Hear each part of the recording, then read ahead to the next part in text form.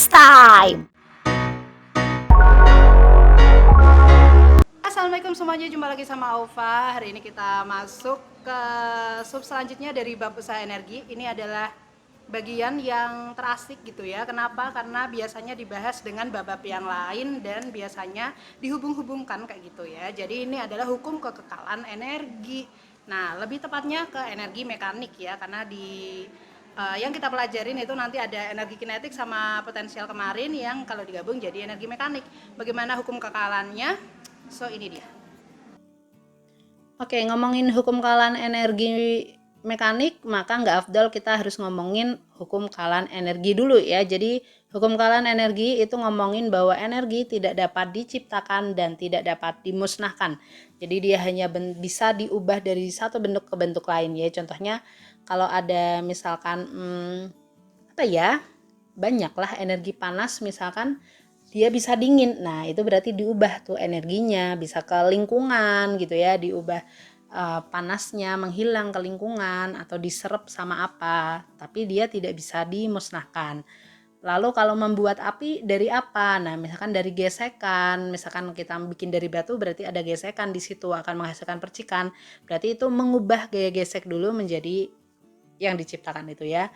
Ya, pokoknya itu. Jadi dia tidak bisa diciptakan gitu, alias hanya bisa diubah satu bentuk ke bentuk lain. Itu adalah hukum kekalahan energi. Nah, sekarang bagaimana dengan hukum kekalahan energi mekanik gitu ya. Nah, untuk hukum kekalahan energi mekanik ini ada spesifiknya. Masih ingat tentang gaya konservatif sama yang non konservatif? Nah, ini ada hubungannya ya. Kalau kalian belum atau lupa ya, silakan lihat lagi video aku yang tentang conserve sama non conserve ya.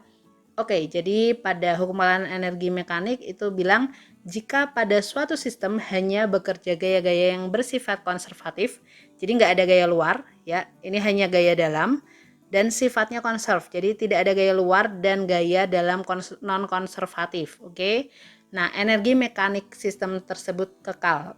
Jadi bisa kita tulisin EM1 sama dengan EM2 atau EP1 plus EK1 sama dengan EP2 plus EK2 gitu ya.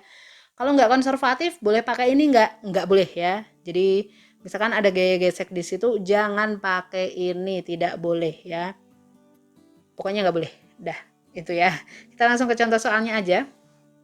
Di sini ada sebuah benda bermassa 5 kilo dilepaskan dari atas bidang miring sehingga meluncur dari titik A ya.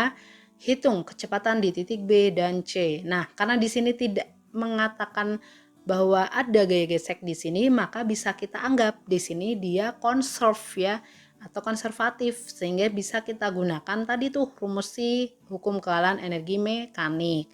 Kita tulis dulu ya, yang diketahui ada masanya 5 kg. Kemudian yang ditanya adalah V jika hanya 3 meter, kemudian V kalau hanya 0 ya, berarti kita jawab langsung A. EM sama dengan EM.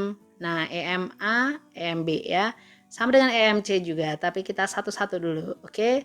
EM itu EP plus EK, EPA lihat ada ketinggian, ada, berarti ada MGH, ada kecepatan karena dilepaskan, berarti di sini nilainya 0 ya, EK-nya. Maka ini 0, EP-nya ada, EK-nya juga ada ya.